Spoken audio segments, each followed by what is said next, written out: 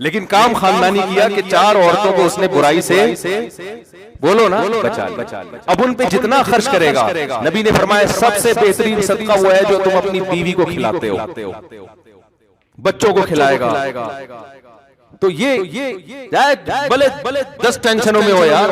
इमाम अहमद बिन हंबल कहते हैं वो आदमी जो निकाह नहीं करता, बच्चे नहीं है और अल्लाह अल्लाह कर रहा है बैठ के सुकून कल्ब के साथ 2 रकत की नियत मानता है, इंतहाई खुशबू खुशूस। इमाम अहमद बिन हंबल के अल्फाज को मैं अपने अल्फाज में बयान कर रहा हूं, कोई टेंशन ही नहीं।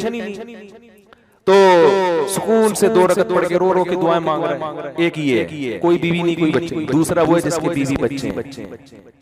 अब वो 2 रकत की नियत मानता है, घंटी बजना शुरू। साइलेंट पे किया तो वाइब्रेशन, यानी बेल बंद कर दी तो वाइब्रेशन, खुशू रहेगा।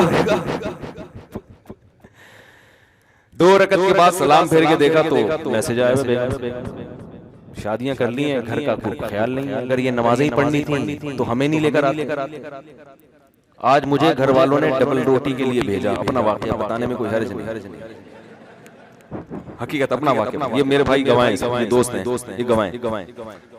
घर वालों ने कहा भाई ब्रेड चाहिए और मस्जिद का जो मेरा खादिम है बेचारा खिदमत करता है शम्स, उसको बोल दें कि वो ले आए।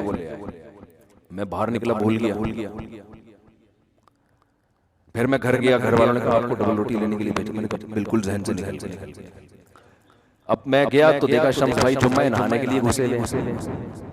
अब मैं बैठा रहा हूँ कुर्सी बाहर डाल के, तो ये तो ठीक नहीं है ना कि जब निकलेंगे तो मैं बोलता। मैंने कहा चलो जब निकल आएगा तो बोल दूंगा, जब निकले तो इतनी देर हो गई भूल गया। ऐसे ही फिर मैं बातों में घर चला गया। ये खुशबू बता रहा हूँ। ऐसा आदमी क्या खुशबू से नमाज पढ़ेगा भाई? इस कंडीशन में खुशबू से नमाज पढ़ के दिखाओ, फिर वो मैं मानूंगा ये खुशबू की नमाज है। समझ रहे हो ना?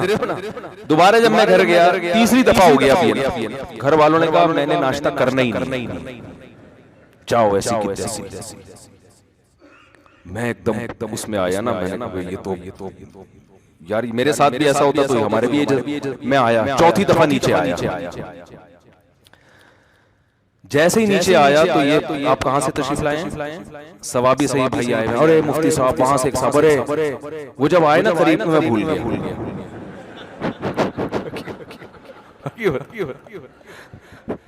बता मैं आया, अपने दफ्तर में बैठा, लैपटॉप पे कुछ काम था। मैं सोच भी रहा हूँ यार हुआ क्या है मेरे साथ।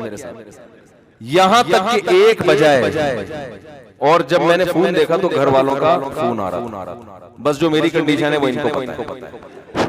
मैंने कहा मैं तो फोन उठाने का मेरे अंदर हौसला नहीं। मैंने कहा आप डबल रोटी ले जाओ, घर के दरवाजे पर रखकर धाड़ दरवाजा बजा। और मैंने ये सोचा कि टोपी के अलावा मेरे पास कोई काम है। अब टोपी क्या कराएंगे? ये मजबूरी है भाई। अब मैं साफ साफ थोड़ी कह सकता हूँ भूल गया भाई, ऐसे कैसे भूल गया यार?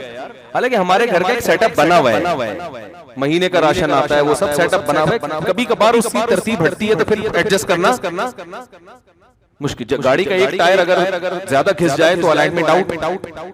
अब अलाइनमेंट सही करेंगे तो फिर वो खराब हो जाएगी। टायर नया डालेंगे तो वो पुराने वाले ज्यादा हिस्से में, ये वाला तो वो उधर से, अब वो एडजस्ट करने से तरतीब आउट होती है ना। तो मैंने कहा भाई मेरे अंदर तो हिम्मत नहीं है, मैं जाऊंगा खामखा में घर में उल्टी सीधी बातें होंगी। जुम्मे का टाइम हो रहा है, मैं गुस्से में यहाँ के बैठूंगा तो यहाँ भी वो डबल रोटी की बातें शुरू हो जाएंगी फिर। तो अब आप ऐसा करो, दरवाजा बजाओ और पतली गली से निकल आओ। मैं जब घर जाऊंगा तो मैं बोलूंगा कब से रखी हुई है ब्रेड गेट पर।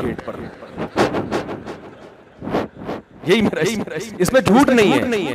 कब से रखी हुई मुझे खुद नहीं पता, कब से रखी हुई एग्जैक्ट टाइम तो मालूम नहीं है ना। बंदा दरवाजा बजा रहा है यार, कब से रखी हुई है। तो ये मेरे जहन में प्रोग्राम था, टोपी बंदे बैठा। तो आखिर यानी अगर इसमें नाकाम हो गया तो कहेंगे उसने, यही चलता है घर इसी तरह चलता है। ऐसा नहीं होता कि मैं भूल गया तो मैं फिर भूल गया तो मैं फिर भूल गया तो भूल गया। तो खैर जल्दी से बात खत्म करता हूँ।